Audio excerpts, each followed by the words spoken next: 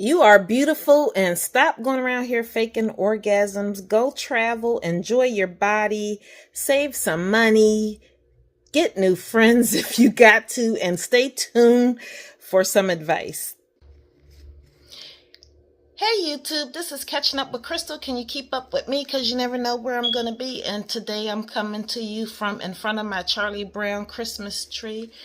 And I just wanted to speak specifically to the Millennials and the Gen Zers. I am a Generation X girl, and so I've got a little bit of experience under my belt. If you're Generation X, please feel free to leave some messages in the comments, whether you agree or disagree, or anything you can contribute to this video. I am going to talk about 5 things that I wish I knew earlier in life that I know now, and that maybe I can pass this advice on to you, Gen Zers and Millennials. Sometimes we don't have a female role model or someone we could talk to, or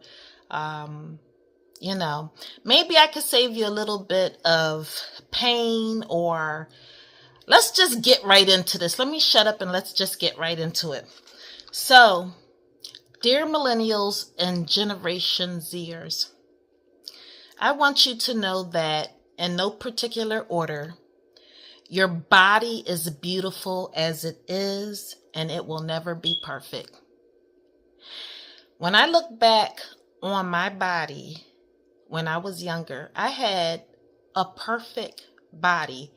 The body that I had as I was younger is the body that I continued to chase and strive for as I got older. Had I known that my body was beautiful then, I would have been content with it. I would have enjoyed it. I would have embraced it. But no, the society that I grew up in is a society that strived for perfection. And I'm here to tell you, your body is never going to be perfect. I'm not saying don't exercise. I'm not saying don't tone it up. I'm not saying don't lose weight. What I'm saying is, the body that you have now, embrace it. It is beautiful. It is yours. It doesn't belong to anybody else. When you accept the package that you come in, guess what comes along with that? Happiness. And who doesn't want that? Dear Generation X, do you agree with me? Okay. Number 2, dear Millennials and Gen Zers, you train people on how to treat you. Don't be mad when people treat you like crap, because guess what? You've allowed them to treat you like crap, and you've accepted it. Now, in this regard, I've been good at this most of my life, though there has been times where I allowed it to go further than it should have gone. When I say that you train people how you want to be treated, if someone is always putting you down and you don't put them in their place right away, and it doesn't have to be nasty, you just can say, hey, that's not okay to talk to me like that. But when you allow people to treat you in a manner that you do not want to be treated, or be spoken to in a manner that you don't want to be spoken to, and you don't correct the situation instantaneously, guess what you just did? You just told that person it's okay to treat you like that or to speak to you like that. You have granted them permission to do it again. And guess what? They will. And guess what? Next time it's going to be worse. You know what I mean? So if you don't like how someone treats you, nip it in the bud the first time it happens. When we eat a food or we drink something that we don't like, we spit it out, right? It's distasteful. We don't tolerate it. We spit it out. We get rid of it. We reject it. Do the same for people who treat you in a manner you don't want to be treated. or talk to you in a manner you don't want to be treated. And that goes the same for relationships. If a man cheats on you or a woman cheats on you and you accept that behavior, you take them back, you excuse it, you rationalize it. I'm not going to say 100% of the time, but most of the time you are going to give him permission to do it again. He's going to do it again. Because guess what? There is no consequences. People change when there's consequences, right? If you touch the stove and it's hot, guess what? I'm going to change my behavior and not touch that stove. It's hot. I don't want to get burned. So, Gen Zers and Millennials, it's tough out here. The pickings are slim. But you don't have to accept certain behaviors. And definitely, you don't have to be spoken to in a manner you don't want to be spoken to. And you don't have to be treated in a manner you don't want to be treated. And you reap what you sow. Give respect, you get respect. Demand nothing less. Do you agree, Generation Xers? Number 3. Dear Gen Zers and Millennials, in 10 years, you're most likely going to have a whole different set of friends. Guess why? Because we grow and we evolve. You cannot take everybody with you. You ever see these old guys on the street and they got the baseball cap turned to the back and they got the gold chains and the pants are sagging and they looking every bit of 60 years old? You can't take those kind of people. People like that, they're stuck in the past. They don't evolve emotionally and intellectually.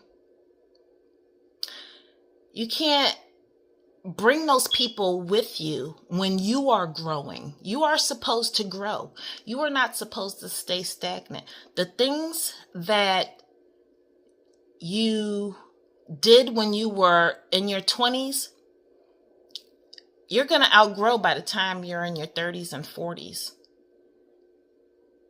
You cannot always bring the people with you, especially if you grow in a manner. You might go back to school, or you may open your own business, or you may decide to travel. Whatever it is you do, there's always going to be somebody who, why you want to do that for? Those are the people you can't bring with you. If you're not thinking alike, that person is going to hold you back. They're going to stop you from doing what is naturally intended for you. They're going to stunt your growth. That's true with relationships too.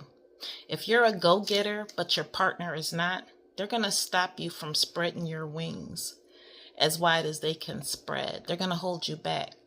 And so I say to you, in 10 years, some of those friends are going to fall to the wayside because they're not on the same path. And that's okay. You're supposed to grow. That's okay. It doesn't mean you have to totally break the friendship up, but I promise you, you won't have much in common with them anymore.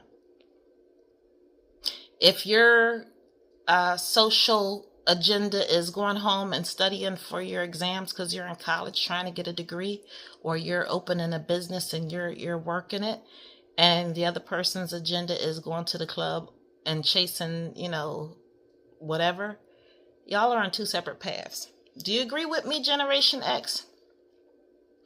You may have a couple of friends as you get older in 20 years, but you're not going to have the same set of friends. I promise you, they will change.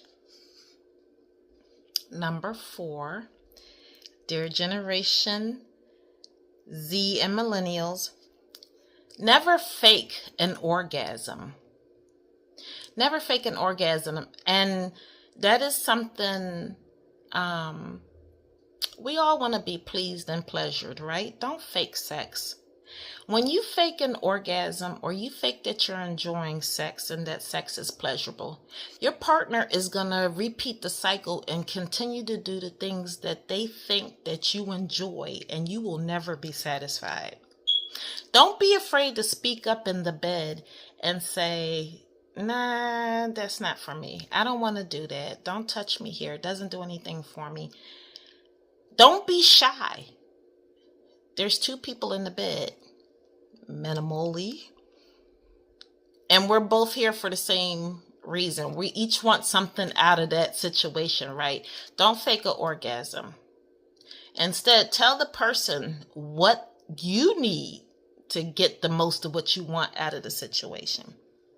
Otherwise, I promise you, you will grow to resent the person and the cycle will continue to repeat because they're going to continue to do what they think that you enjoy and you are faking it the whole time. Just speak up. Say, kiss me here, touch me there, lick me there. That's all right. Number 5, finances. Finances are important. Now, the older you get, the more expensive things are going to get. Your taste is going to change. You're probably going to be, maybe you might not get a house in this economy, but cars, the cost of living, all of that is going to go up. It's important to put money away when you're younger so you have more when you're older. Emergencies happen and they happen quickly. You don't get a warning that something bad is about to happen. But when it happens, you should have an emergency fund. And it used to be $1,000 was enough for an emergency fund. Emergencies be starting at $1,000 sometimes, depending on what your emergency is, especially if it's your car. So when you get paid, even if you only put $10 away, put $10 away. That's $10 you didn't have. Put as much away as you possibly can. Because it's going to be important as you get older. You never know when things are going to come up. Always keep a credit card that you never use to charge anything. When something happens, you've got clear money right there on that credit card. That's another option. Open you up an emergency fund in the bank. Don't touch it. Don't have a debit card connected to it. Just let direct deposit say put that $10 in every time you get paid. That's a couple of hundred in a year. Put as much away as you can. Okay. Build your credit. It's hard out here. People don't want to rent to people who don't have good credit, or you can't get a car if you don't have good credit. People ain't out here co-signing for other people like they used to. Nobody wants to be responsible for your bad business decision. So finances, put some money up. When you get older, you have a nice nest egg. And Generation X, am I wrong about that? And last but not least, here's a bonus. Travel. Life is short. I'm at the age now where my friends are dropping. They just die. They're dying, They're dying.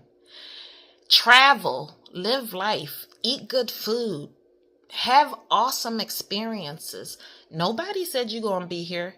You planning to live until you 80, 90 years old. Who says so? You know something we don't know because nobody else knows how much time they have. Live your life now.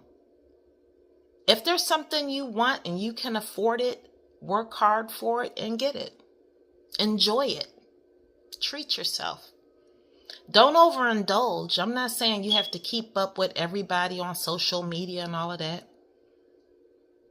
But if you would like to take a trip and you've always thought about going to Italy, go to Italy. Here's another piece of advice. Don't wait on your friends to have enough money to go with you. If you want to go to Italy and nobody else has the money to go, go. Again, you're not promised tomorrow. And some people will never have the money. You'll be waiting and you will never go anywhere. Everybody got a friend like that ain't got no money. They always want to go somewhere, but they ain't got no money.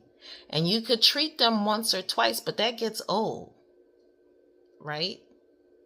Live life to the fullest. It is so short. I'm here to tell you, it only takes an illness to set you back. Take an accident and maybe not walking no more.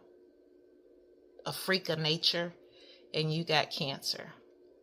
Or maybe, not even that. Maybe you'll be in a situation where you're going to end up being somebody else's caregiver and you will not be able to go.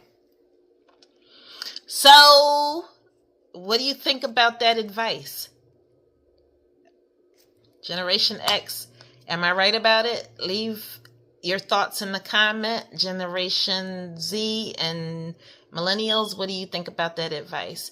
This has been Catching Up with Crystal. You have caught up with me.